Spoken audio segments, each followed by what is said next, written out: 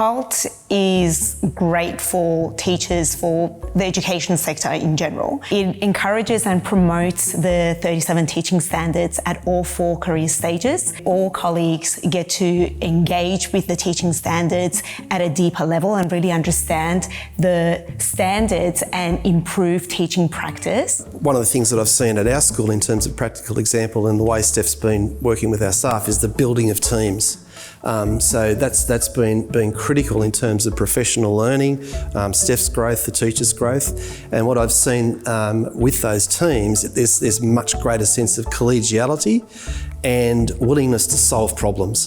Through the HALT accreditation process, we're much more willing to engage in solutions for those issues and do that collaboratively with staff who are on board. The biggest epiphany to sit in this meeting where we had myself, Mark, my principal, one of our coordinators who was supporting and supervising a pre-service teacher, for them to see in our work, her work, his work, the flow on of our teaching standards and the reason why they are there. There can often be a mindset, I guess, when you're in a leadership position that you need to conduct, you need to be the one that's in charge. And I think HALT accreditation really holds up the idea that leadership can be spread, it can be shared, and so much more is achieved by that. Teachers are naturally reflective people, but the language of the professional teaching standards directs teachers to be, again, precise and focused. You know,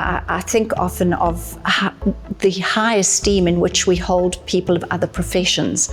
Well, I think these standards give teachers something to be so proud of. You know, change happens at the speed of trust, and in these kind of trusting relationships that are often built when we've got highly accomplished lead teachers working in these kind of mentoring roles, means that we can have this practice uplift. My focus is not about the standing out and being different, it's about how am I helping others to build their capacity in that classroom space. You're identifying colleagues that you think might be able to go through it, who you can see that in their own practice they're meeting those highly accomplished standards, and then from there you start to sort of grow within your school, and then I know of other schools that have sort of banded together to sort of share between networks. So having a highly accomplished teacher in your school really helps to sort of grow that. You create a culture around teaching and learning, and what I mean by that is that you've got conversations in staff room are much more organic because you've got staff who are looking at their practice and looking for opportunities to find evidence and looking for opportunities to really dig deep and look at their practice, and it is a little bit contagious to some degree too, because those staff room conversations can be quite about teaching and learning. That's what every principal wants to hear. By providing lead and highly accomplished teachers the opportunity to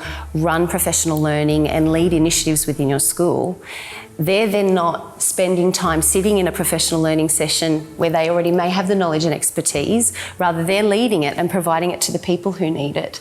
And then that also gives other opportunities for the senior executive to lead and implement other initiatives. And it shares that, again, sustainability and that culture within the school of that love of learning. And as a school principal, why wouldn't we want highly accomplished lead teachers in the school? You've got teachers, these are teachers who are willing to challenge and critically think about their teaching practice to be better. That's what we want all teachers to be doing.